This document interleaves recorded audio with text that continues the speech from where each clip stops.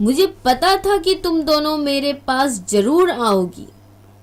आज तो मैं तुम दोनों को नहीं छोड़ूंगी। गौरा शक्ति गांव के लोग काफी खुशहाल थे क्योंकि उस गांव के जंगल में एक नागिन रहती थी जिसका नाम था मणिकर्णिका।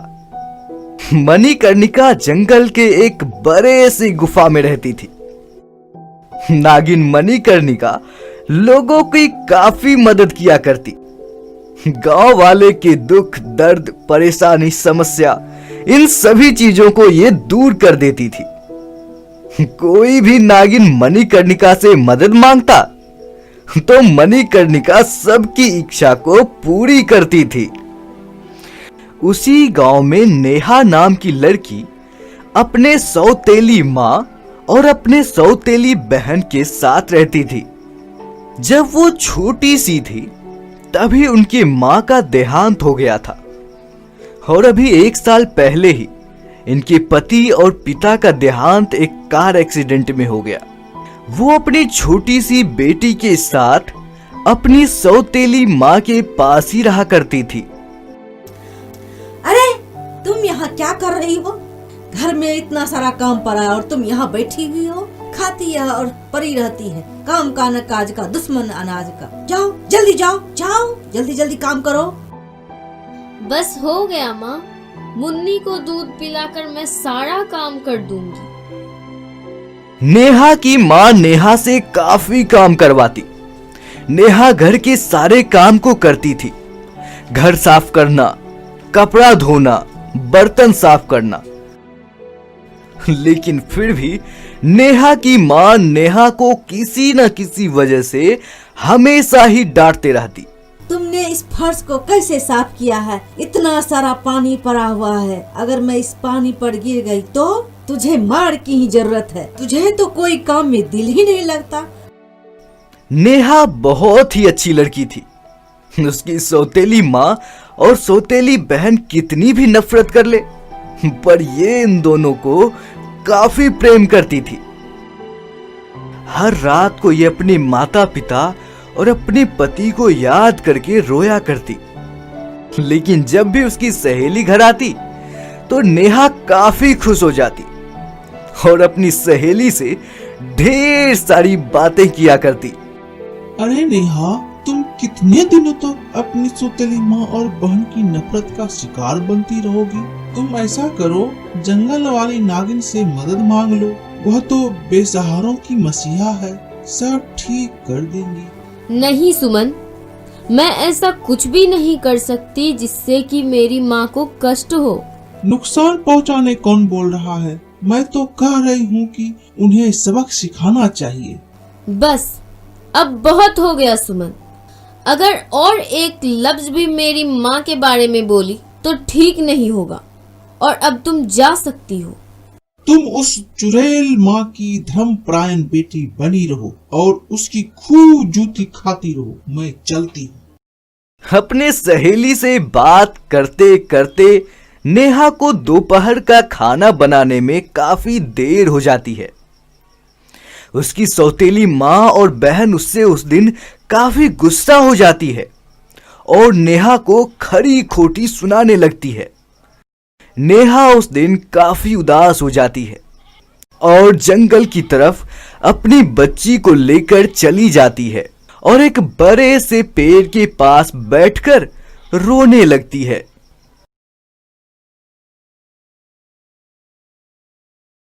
जंगल में किसी की रोने की आवाज को सुनकर नागिन मणिकर्णिका अपनी गुफा से निकलकर बाहर आती है और देखती है कि एक लड़की अपने बच्चे को लेकर रो रही थी। वीडियो आगे बढ़ाने से पहले दोस्तों, यदि आप वेबसाइट या फिर यूट्यूब चैनल सस्ते दामों पर बनवाना चाहते हैं तो मैंने डिस्क्रिप्शन बॉक्स में लिंक दे दिया है, वहां पर क्लिक करें और आप सस्ते दामों पर एक बेहतरीन वेबसाइट या फिर यूट्यूब चैनल बनवा लें। मणिकर्णिका उससे पूछी,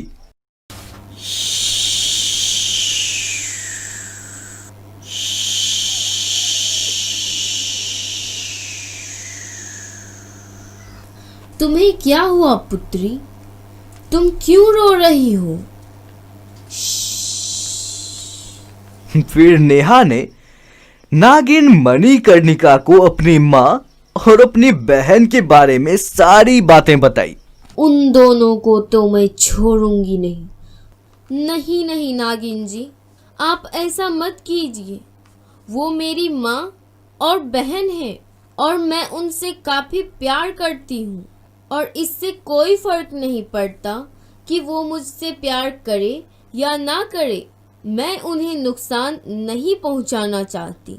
नेहा की अच्छाई को देखकर नागिन मणिकर्णिका का गुस्सा ठंडा हो जाता है और वह नेहा से काफी प्रसन्न हो जाती है और खुश होकर इंसानी रूप में आ जाती है और नेहा को एक खजाना देती है। तुम तो बहुत अच्छी हो लड़की, मैं तुमसे काफ़ी खुश हूँ। ये लो खजाना, ये तुम जाकर अपनी माँ और बहन को देना, वो तुमसे खुश हो जाएगी।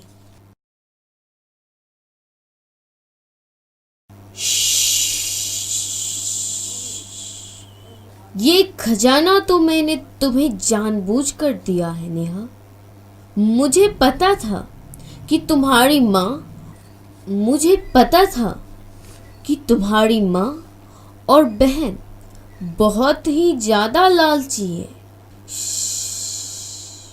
वो दोनों तो खजाने के लालच में मेरे पास जरूर आएंगे और तब मैं उन दोनों को सबक सिखाऊंगी।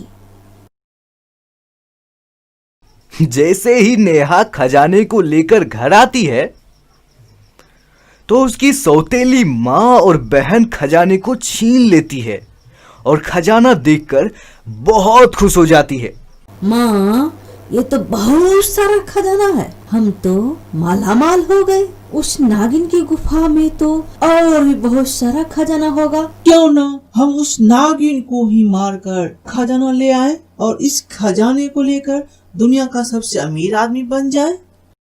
नहीं बेटी, उस नागिन के पास तो बहुत सारी शक्तियाँ होगी, वो तो उल्टा हमें ही मार देगी।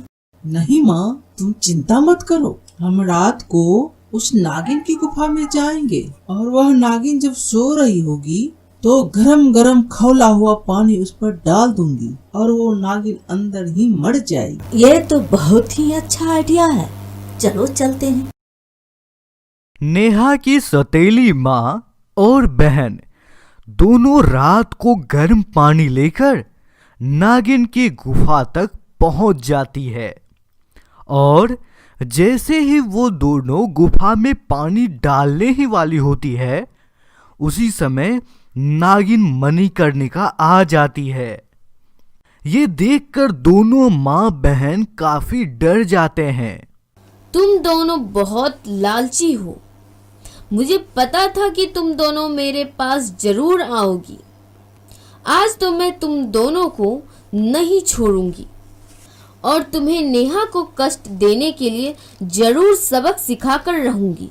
जैसे ही नागिन मणिकर्णिका दोनों को मारने वाली थी तभी नेहा दौड़कर नागिन मणिकर्णिका के पास आ जाती है और नागिन मणिकर्णिका से माफी मांगती है। नागिन मणिकर्णिका नेहा के माफी मांगने पर उन दोनों को माफ कर देती है।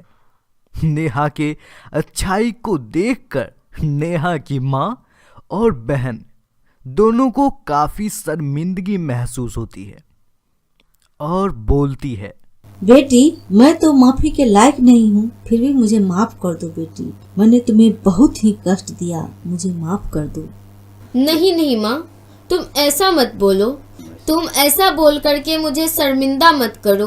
तुम मुझे पाप मत चढ़ाओ। माँ, तुम तो मेरे लिए देवी समान हो और ये तो मेरी प्यारी बहना है, तो मुझे इससे फिर कैसी शिकायत। ठीक है बेटी, चलो अब घर चलते हैं।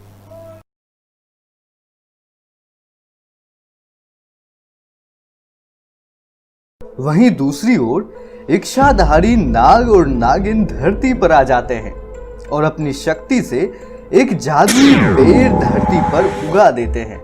एक छोटे से गांव में एक गरीब परिवार रहता था। उसके घर में खाने को कुछ भी नहीं था। बच्चे भूख से रो रहे थे। तभी वहां बच्चे के पिताजी आ जाते हैं और बोलते हैं, घर में तो खाने को कुछ भी नहीं है, लेकिन तुम क्या बना रही हो? बच्चे बहुत भूखे हैं, घर में खाना नहीं है, पत्थर ही उबाल रही हूँ, कुछ बन रहा है। ऐसा सोचकर बच्चे इंतजार करते करते सो जाएंगे। आज की रात तो कट ही जाएगी, कल क्या होगा भगवान ही जाने। इस बात को सुनकर वो काफी दुखी होता है और बोलता है, मैं जाता हूँ, पानी लेकर आता हूँ। रास्ते में अगर कोई खाने लायक पौधा मिल जाएगा तो मैं उसे भी उखाड़ कर अपने साथ लेकर आऊंगा। ठीक है, अब मैं जाता हूँ। ऐसा कहकर वह वहां से चला जाता है। वहीं दूसरी ओर इच्छाधारी नाग और नागिन धरती पर आ जाते हैं और अपनी शक्ति से एक जादुई पेड़ धरती पर उगा देते हैं और नागराज पेड़ से बोलते हैं, तुम्हारी शरण में जो भी आएगा तुम उसे फल और पैसे या फिर हीरे देकर उसकी गरीबी दूर करोगे। ये आज से तुम्हारी जिम्मेदारी है। ऐसा कहकर वह दोनों नागलोक वापस चले जाते हैं।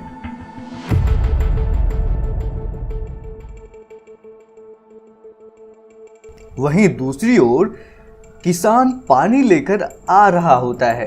तभी उसे वह पेड़ दिखाई देता है। अरे, मैंने तो इन पेड़ों को नहीं देखा था। लगता है इस पेड़ में पानी की आवश्यकता है। इसमें थोड़ा पानी डाल देता हूँ, यह और भी हरा ताजा हो जाएगा। फिर किसान उस पेड़ में पानी डाल देता है। फिर अचानक वह पेड़ सोने के पेड़ में बदल जाता है। उसमें हीरे और फल उगाते हैं। हे मानव, तुम काफी अच्छे इंसान मुझे प्रतीत होते हो। मुझे पता है तुम्हारे घर में सब भूखे हैं। तुमने मेरी सेवा की है। मैं काफी प्रसन्न हूं और मैं तुम्हें पैसे और फल देता हूं। और अगर तुम्हें कुछ और भी चाहिए तो बताओ, मैं तुम्हें वो भी दूंगा। नहीं नहीं, मुझे और कुछ नहीं चाहिए। आप एक जादुई पेड़ हो। आपको जरूर भगवान ने मेरा सहारा बनाकर भेजा होगा। मेरे लिए तो बस इतना ही फल और पैसे पर्याप्त हैं। मुझे जैसे ही काम मिल जाएगा मैं मेहनत फिर से करूंगा और पैसे कमा लूंगा। आपका बहुत बहुत शुक्रिया। यह बात सुनकर पेड़ काफी प्रसन्न होता है और बोलता है, तुम काफी नेक दिल इंसान प्रतीत होते हो। अगर तुम लालच करते तो तुम यहीं पर जम जाते।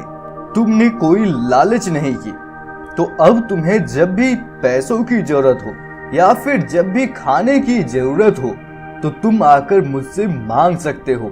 अब तुम यहाँ से जा सकते हो। फिर क्या था, किसान अपने घर आता है और जैसे ही वो अपने घर जाता है उसका लालची पड़ोसी उसे देख लेता है कि उसके पास काफी फल और पैसे हैं। अभी वह लालची पड़ोसी और भी पड़ोसियों को इकट्ठा कर लेता है। अरे भाइयों, सुनो सुनो, लगता है किसी के घर में ये चोरी करके आया है। कल तक तो इसके पास खाने को एक दाने भी नहीं थे और आज इसके पास इतने सारे पैसे और फल हैं। चलो, हम सब इसे इसकी चोरी का सजा देंगे। फिर क्या था, सारे पड़ोसी लाठी उठाकर उसे मारने के लिए उसके घर आ जाते हैं। अरे चोर कहीं के, बाहर निकल। तूने किसी के घर में चोरी की है। तुझे तो इस चोरी का दंड हम देने आए हैं। बाहर निकल चोर कहीं के। तभी किसान बाहर आ जाता है। सभी के हाथ में डंडा देखकर काफी डर जाता है और कहता है, साहब, मैंने ऐसा कौन सा गुनाह कर दिया है जो आप मुझे मारने के लिए आ गए? क्यों बे, मुझे मूर्ख समझा है क्या? कल तक तो तुम्हारे पास खाने को एक दाना भी नहीं था और आज इतने सारे पैसे और खाना कहां से आया? बोल। किसके यहाँ चोरी किया है बोल, नहीं तो मार मार के आज तेरी हड्डी पसली एक कर दूंगा। नहीं नहीं, मुझे मत मारो, मैं सब बताता हूँ, सब बताता हूँ। मुझे ये पैसे और फल एक जादुई पेड़ ने दिया है। अबे चोर कहीं के, तूने मुझे मूर्ख समझा है क्या? पहले तो तूने चोरी किया और अब तुम झूठ भी बोलने लगे। अगर ऐसी बात है तो तुझे मैं एक मौका देता हूं, साबित करके दिखाओ वो जादुई पेड़ कहाँ है, वरना तुम्हें मार मार के हम यहीं पर मार देंगे। ठीक है साहब जी, चलिए मैं आपको वो जादुई पेड़ दिखाता हूं। फिर क्या था, वह किसान उस पड़ोसी को अपने साथ उस जादुई पेड़ के पास लेकर जाता है और बोलता है, हे जादुई पेड़, मुझ पर चोरी का आरोप लगा है। कृपया आप एक बार सिद्ध कर दें कि मैंने चोरी नहीं किया था। आपने ही मुझे ये सारे चीज दिए थे। किसान के ऐसा बोलते ही वह जादुई पेड़ एक सोने का पेड़ बन जाता है और जैसे ही वह सोने का पेड़ बनता है, इस किसान के लालची पड़ोसी उस सोने और हीरे को तोड़ने के लिए दौड़ पड़ते हैं, लेकिन वह अपने लालच के वजह से एकाएक जम जाता है। तभी वहां पर नाग और नागिन फिर से आ जाते हैं। हमने तो यह नागलोक का पेड़ इसलिए धरती पर रखा था ताकि लोगों की भलाई हो सके, लेकिन धरती पर कुछ लोग ऐसे हैं जिसका लोभ तो कभी खत्म ही नहीं होता। अब हम फिर से इस पेड़ को नागलोक लेकर चले जाएंगे। हे नाग महाराज, आप जाने से पहले आप हमारे पड़ोसियों को ठीक कर दीजिए। इनका इसमें कोई दोष नहीं है। आप इस पेड़ को लेकर चले जाइए, मगर मेरे पड़ोसियों को ठीक कर दीजिए। हे मानव, तुम काफी ईमानदार हो, मैं तुमसे काफी प्रसन्न हूं और इसलिए मैं इन सभी को फिर से ठीक कर रहा हूं। आज भी इस धरती पर तुम जैसे ईमानदार इंसान मौजूद है, इसलिए धरती चल रही है। वह नाग और नागिन इनके पड़ोसियों को ठीक कर देते हैं।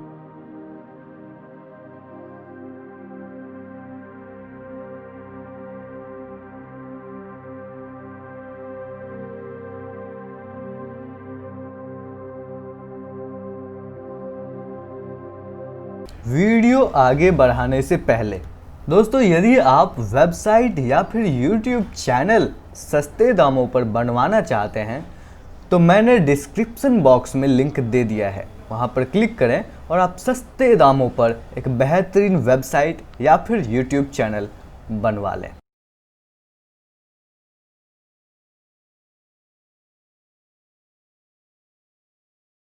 तभी वह काला बंदर नागराज पर आक्रमण करता है। पाताल लोक में एक गुफा होता है, वहां पर एक काला बंदर राक्षस की तपस्या कर रहा होता है। ओम लीं क्लीं चामुंडाय विच्चे फट स्वाहा। ओम ह्रीं श्रीं चामुंडाय विच्चे फट स्वाहा। राक्षस प्रसन्न होकर वहां प्रकट हो जाता है। तुम्हारी तपस्या से मैं खुश हूं। बोलो काले बंदर, तुझे क्या चाहिए? मैं तुझे हर चीज दे सकता हूं। हे राक्षस महाराज, मेरे पास आपका दिया हर चीज है। जादुई शक्ति है, उड़ने की ताकत है। आपने मुझे हर चीज दिया है, मगर मुझे इस बार कुछ नहीं चाहिए। मैं सिर्फ आपसे अमर होने का वरदान मांगना चाहता हूं। हा हा हा हा, अमर होना है, तथास्तु। राक्षस उसे वर देता है और बोलता है, लेकिन तुम एक बात हमेशा याद रखना कि तुम तब तक अमर नहीं हो पाओगे जब तक तुम 100 लोगों को कंकाल नहीं बना देते। तुम्हें 100 लोगों को कंकाल बनाना होगा, उसके बाद ही यह वरदान काम करेगा। इसके बाद राक्षस वहां से चला जाता है। काला बंदर काफी खुश हो जाता है और वह पृथ्वी पर आ जाता है। मुझे 100 लोगों को कंकाल बनाना है, इसके बाद तो मैं दुनिया में अमर हो जाऊंगा। अगर मैं इस पानी में जहरीला विष मिला दूं तो जो भी इंसान इस पानी को पिएगा वह कंकाल बन जाएगा। ये तो काफी अच्छा है। चलो मैं इस पानी में जहर मिला देता हूं।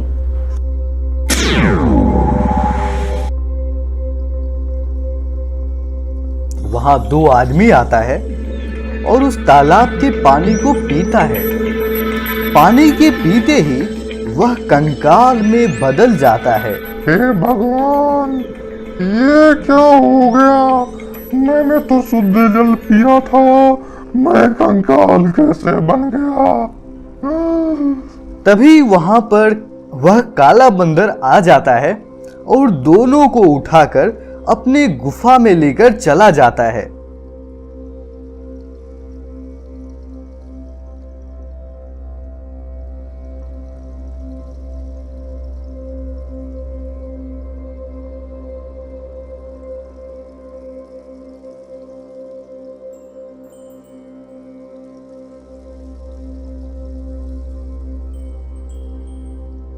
ऐसे ही जो भी पानी पीने आता वह पानी पीकर कंकाल बन जाया करता और उसे यह काला बंदर अपनी गुफा में लेकर चला जाता।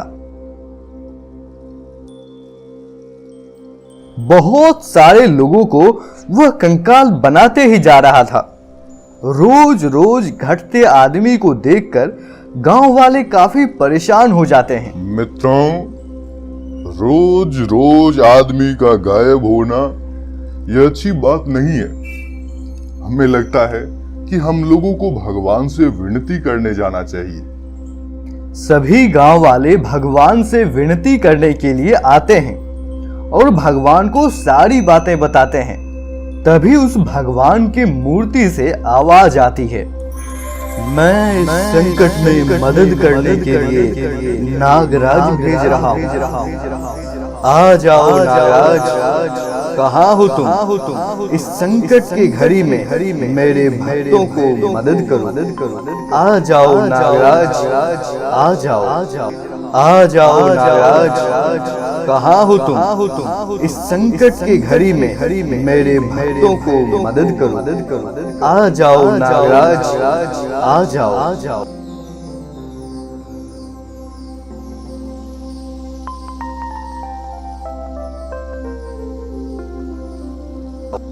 और फिर वहां पर नागराज आ जाता है। बोलो, तुम्हें क्या समस्या है? नागराज, हमारी रक्षा करो। गांव वाले अचानक किधर तो गायब हो रहे हैं। ऐसा चलता रहा तो पूरा गांव ही गायब हो जाएगा। तभी नागराज अपनी जादुई शक्ति से सब कुछ देख लेता है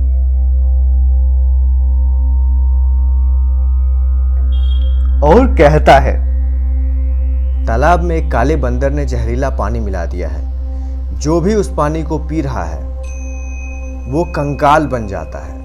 इसलिए आज से वो पानी कोई भी मत पीना। बहुत सारे लोगों को उस काले बंदर ने कंकाल बना दिया है और एक गुफा में छुपाया है। फिर नागराज वहां से चला जाता है। तभी उसे रास्ते में एक नागिन मिलती है। दोनों उस गुफा में चले जाते हैं। दुष्ट बंदर, तूने इन इंसानों को कंकाल क्यों बनाया है? मुझे रोकने वाला तू कौन होता है नागराज? अगर तू मेरे रास्ते में आएगा तो तुझे भी मेरे प्रहार का सामना करना पड़ेगा। वीडियो आगे बढ़ाने से पहले दोस्तों, यदि आप वेबसाइट या फिर यूट्यूब चैनल सस्ते दामों पर बनवाना चाहते हैं तो मैंने डिस्क्रिप्शन बॉक्स में लिंक दे दिया है। वहां पर क्लिक करें और आप सस्ते दामों पर एक बेहतरीन वेबसाइट या फिर यूट्यूब चैनल बनवा लें। ये ले।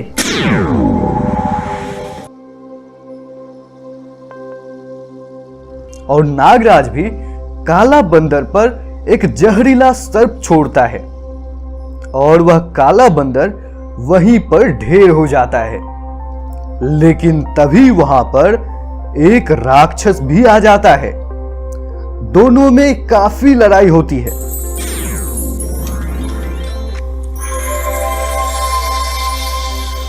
राक्षस अपना आकार बड़ा कर लेता है और नागराज भी अपने आकार को काफी बड़ा कर लेता है। फिर दोनों में भयंकर युद्ध होता है।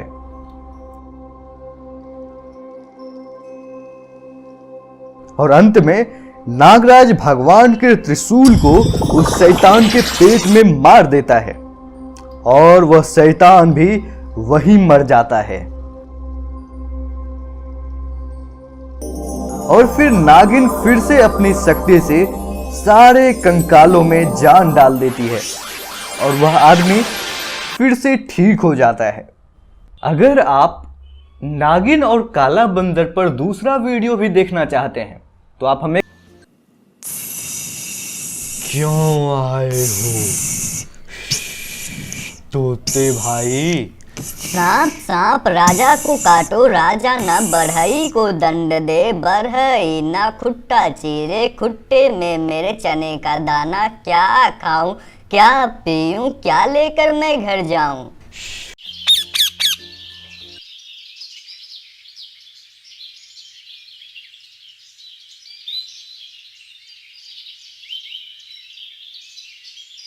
अरे भाई क्या बात है, आप बहुत परेशान लग रहे हो। अरे यार क्या बताऊं, आज दिन भर मैं घूम घूम कर परेशान हूँ, लेकिन मुझे ना तो एक भी मिर्च मिली और ना ही खाने को एक दाना। अब तुम ही बताओ कि परेशान ना हूँ तो क्या हूँ। अच्छा तो ये बात है, पास वाले गांव में जमीन पर एक पत्थर रखा हुआ है, उसी पत्थर पर एक चने की दाना है। मैं अभी अभी वहीं से खा कर आ रहा हूँ। अगर तुम्हें भी भूख लगी है तो तुम भी जाकर खा लो। क्या सच में?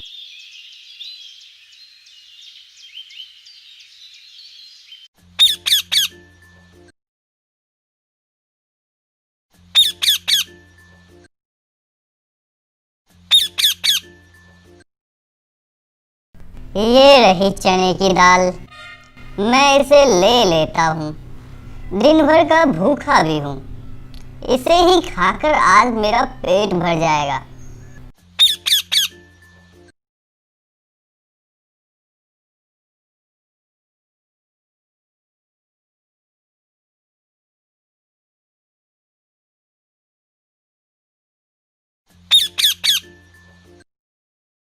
हे भगवान, ये क्या हो गया? चने का दाना तो लकड़ी में फंस गया। अब मैं क्या करूं, क्या खाऊं? लगता है किसी से सहायता लेनी होगी।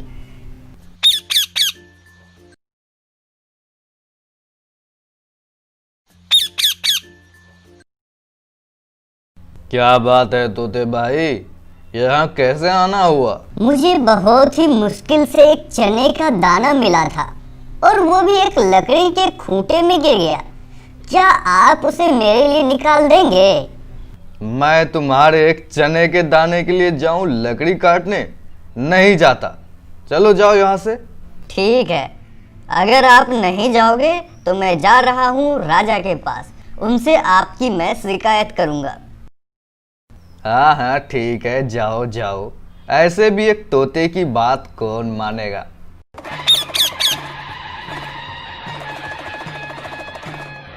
महाराज महाराज। क्यों आए हो तोते राजा, क्या काम है? राजा राजा बढ़ई को दंड दो, बढ़ई ना खुट्टा चीरे, खुट्टे में मेरे चने का दाना, क्या खाऊं क्या पीऊं, क्या लेकर मैं घर जाऊं। मैं तुम्हारे एक चने के दाने के लिए जाऊं बढ़ई को दंड देने? नहीं जाऊंगा, चलो जाओ यहाँ से। क्या आप नहीं जाओगे? तो ठीक है, मैं जा रहा हूँ सांप के पास आपकी शिकायत करने।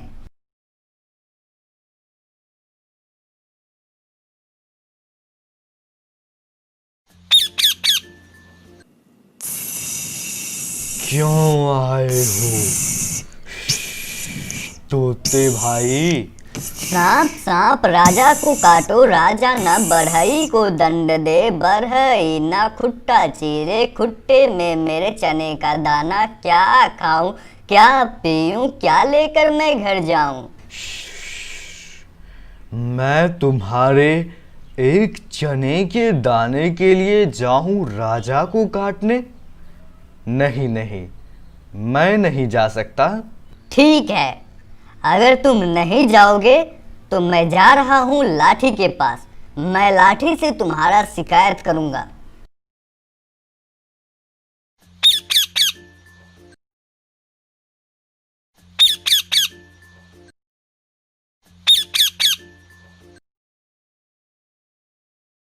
क्यों आए हो तोते राजा? क्या काम पड़ गई मुझसे?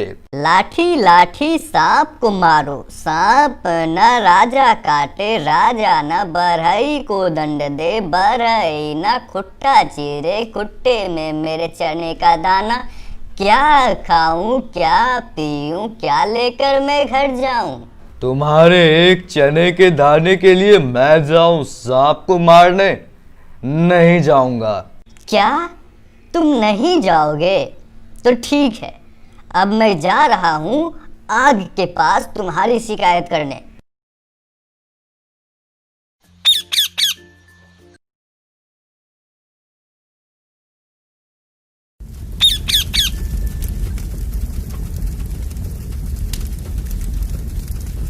क्यों आए हो तोते राजा?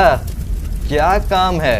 आग आग लाठी जलाओ, लाठी ना सांप को मारे, सांप न राजा को काटे, राजा न बढ़ई को दंड दे, बढ़ई न खुट्टा चीरे, खुट्टे में मेरे चने का दाना। क्या खाऊं क्या पीऊं, क्या लेकर मैं घर जाऊं?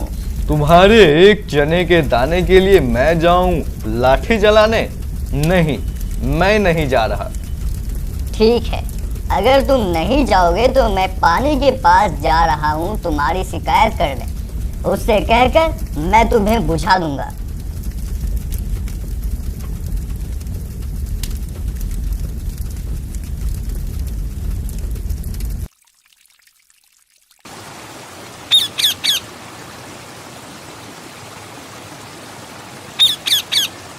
क्यों आए हो तोते राजा? पानी पानी आग बुझाओ, आग ना लाठी जलाए, लाठी ना सांप को मारे, सांप ना राजा को काटे, राजा ना बढ़ई को दंड दे, बढ़ई ना खुट्टा चीरे, खुट्टे में मेरे चने का दाना। क्या खाऊं क्या पीऊं, क्या लेकर मैं घर जाऊं? क्या अच्छा मजाक करते हो तोते भाई। मैं तुम्हारे एक चने के दाने के लिए जाऊं आग को बुझाने के लिए? नहीं नहीं, मैं नहीं जाऊंगा तुम्हारे साथ। ठीक है, अगर तुम मेरे साथ नहीं चलोगे तो मैं जा रहा हूँ हाथी के पास तुम्हारी शिकायत करने।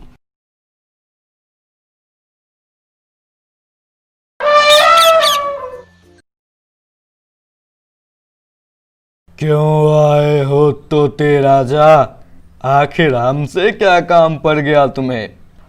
हाथी हाथी सारा पानी पियो, पानी ना आग बुझाए, आग ना लाठी जलाए, लाठी ना सांप को मारे, सांप ना राजा को काटे, राजा ना बढ़ई को दंड दे, बढ़ई ना खुट्टा चीरे, खुट्टे में मेरे चने का दाना। क्या खाऊं क्या पीऊं, क्या लेकर आखिर घर जाऊं? तुम्हारे एक चने के दाने के लिए मैं जाऊं पानी सोखने? नहीं, मैं नहीं जाऊंगा। नहीं जाओगे तो ठीक है, मैं जा रहा हूँ जाल के पास तुम्हारी शिकायत करने।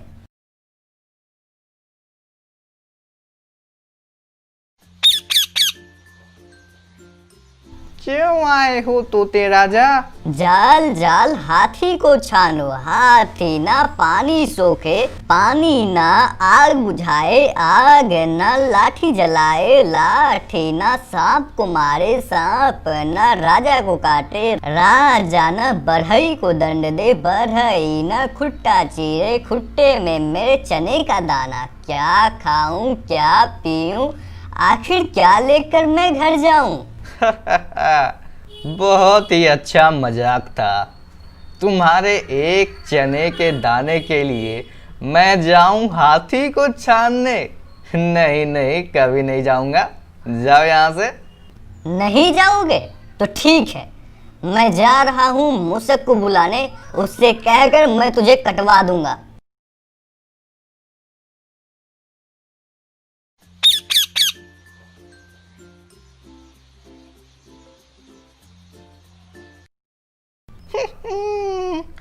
क्यों आए हो तोते राजा? आखिर हमसे क्या काम है तुम्हें? मूसक मूसक जाल को काटो। जाल न हाथी छाने, हाथी न पानी सोखे, पानी न आग बुझाए, आग न लाठी जलाए, लाठी न सांप को मारे, सांप न राजा को काटे, राजा न बढ़ई को दंड दे, बढ़ई न खुट्टा चीरे, खुट्टे में मेरे चने का दाना। क्या खाऊं, क्या पीऊं, क्या लेकर मैं घर जाऊं? तुम्हारे एक चने के दाने के लिए मैं उतना दूर जाऊं जाल काटने? नहीं नहीं, मैं नहीं जाऊंगा। तो ठीक है, अब मैं जा रहा हूँ बिल्ली को बुलाने।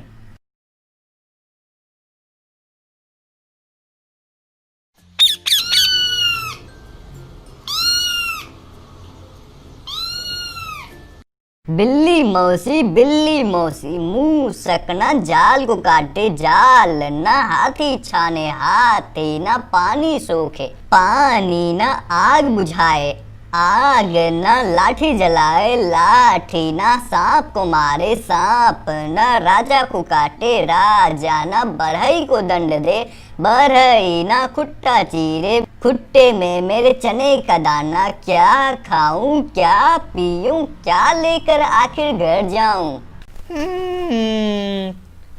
मुझे भी जोरों की भूख लगी है। चलो चलती हूँ, मेरा पेट भी भर जाएगा और तुम्हारा काम भी हो जाएगा।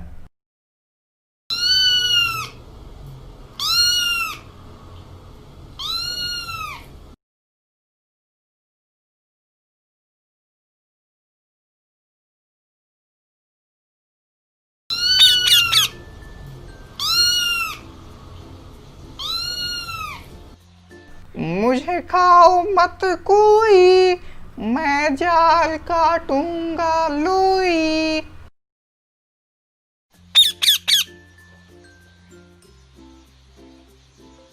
मुझे काटो अटो मत कोई, मैं हाथी को छानूंगा लोई।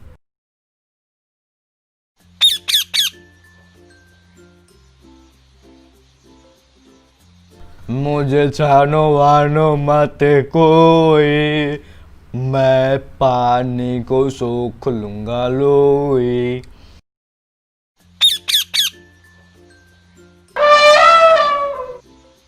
मुझे सोखो मत कोई, मैं आग बुझाऊंगा लोई। मुझे बुझाओ मत कोई, मैं लाठी जलाऊंगा लोई। मुझे जलाओ मत कोई, मैं सांप को मारूंगा लोई।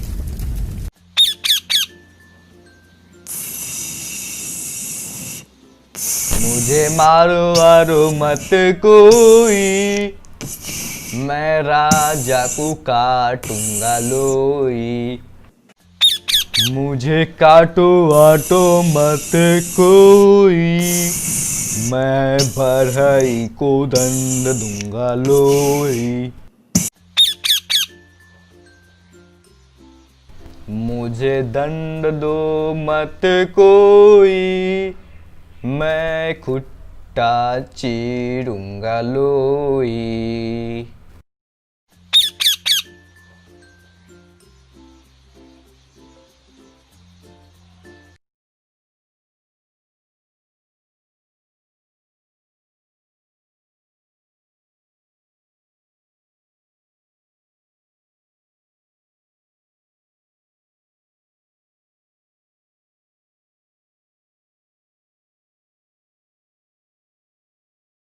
अपने मजबूत पंजे से जैसे ही पकड़ा, वह घबरा गई और दया की भीख मांगने लगी।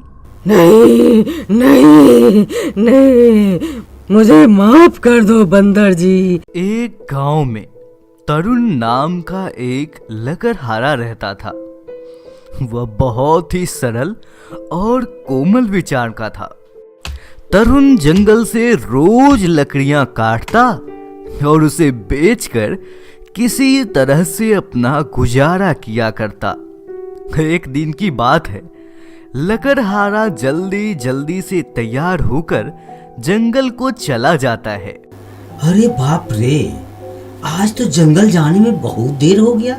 जल्दी जल्दी चलता हूँ, क्योंकि जंगल में बहुत सारे जो हिंसक जानवर भी तो है, इसलिए शाम ढलते वापस भी तो आना है। जल्दी से चलता हूँ। यह सोचते हुए लकड़हारा तेजी से जंगल की ओर चला जाता है और वहां जाकर लकड़ियां काटने लगता है।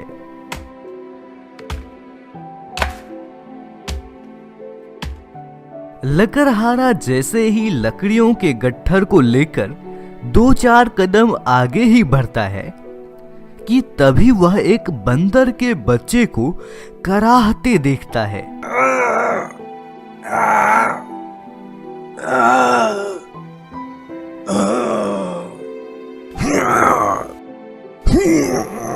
ओहो, ये क्या? बंदर का इतना छोटा सा बच्चा और बहुत कराह रहा है। थोड़ा चलकर देखता हूँ। हे भगवान, इसे तो काफी चोटें लगी है। इस हालत में जाना मानवता नहीं है। चाहे यह पशु ही है तो क्या, मेरा धर्म कहता है सेवा करना। इस बंदर के बच्चे को काफी दर्द है। ऐसा करते हैं, इस लकड़ी को छोड़ देते हैं। लकड़ी तो कल भी लेकर चले जाएंगे, पर इसका इलाज अभी जरूरी है। मैं इसे गोद में उठा लेता हूँ और अपने घर को लेकर चलता हूँ। वहाँ उपचार कर इसे बढ़िया से ठीक कर दूंगा। इसका सारा दर्द लेप लगा लगा कर ठीक कर दूंगा। गोद में उठाकर घर लेकर आ गया।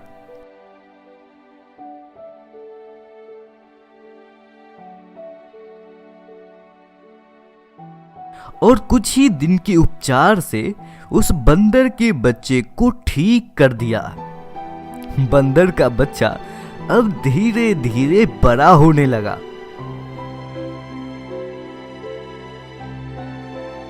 लकड़हारा जब लकड़ी काटने जाता तो बंदर भी लकड़हारे के साथ साथ जाता। जल्दी जल्दी लकड़ी काटकर घर लौट जाता।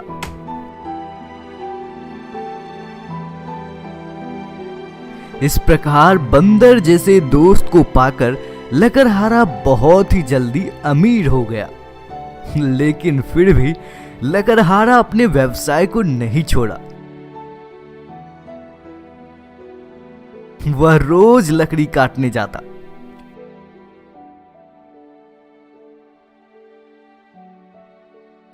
एक दिन की बात है, लकड़हारा और बंदर दोनों लकड़ी काटकर बैठा ही था कि तभी अचानक एक खूंखार भेड़िया लकड़हारे पर हमला कर देता है। लकड़हारे पर हमला होते देख बंदर अपने दोस्त को बचाने के लिए भेड़िए पर टूट पड़ता है। भेड़िया बंदर का चोट खाकर भाग जाता है और उसे चैलेंज दे देता है। मैं फिर आती हूँ अपने चुड़ैल दोस्त को लेकर तुम्हारे दोस्त से बदला लेने के लिए।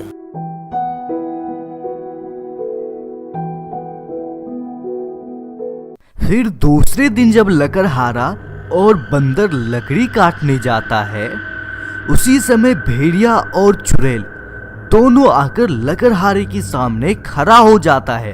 बंदर अपने मित्र को दुश्मन से घिरा देखकर फुर्ती से लकड़हारे के सामने आ जाता है।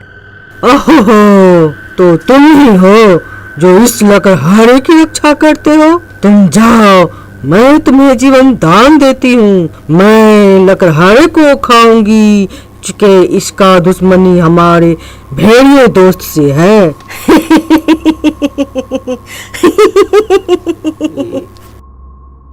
अपने दोस्त के ऊपर हमले की बात को सुनकर बंदर अपना विकराल रूप में आ जाता है और चुड़ैल के दोस्त भेड़िए को पलक झपकते ही मार देता है। और अब आई चुड़ैल की बारी। अपने मजबूत पंजे से जैसे ही पकड़ा, वह घबरा गई और दया की भीख मांगने लगी।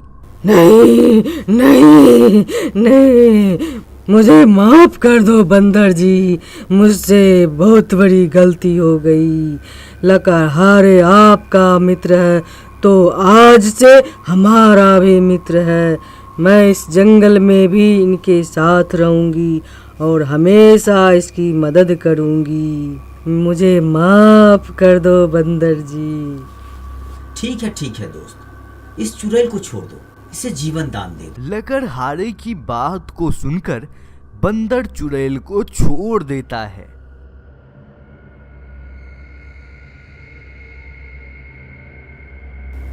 दोस्त, तेरा मैं कैसे शुक्रिया करूं? मैं तो तेरा मात्र एक ही बार मदद किया, पर तुम तो मेरा जीवन भर साथ निभा रहे हो। हे भगवान, मुझे हर जन्म में तेरे जैसा दोस्त मिले। यह बात सुनते ही बंदर की आंखों से आंसू छलक जाते हैं